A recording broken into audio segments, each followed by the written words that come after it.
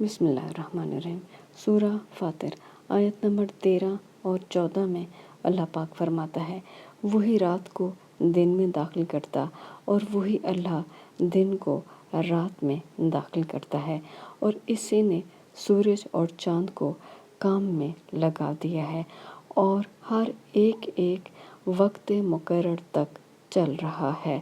اور یہی اللہ تمہارا پروردگار ہے، اسی کی بادشاہی ہے، اور جن لوگوں کو تم اس کے سوا پکارتے ہو وہ کھجور کی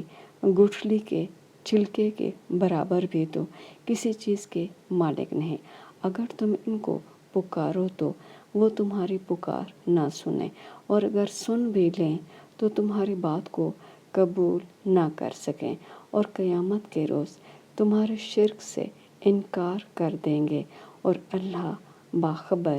کی طرح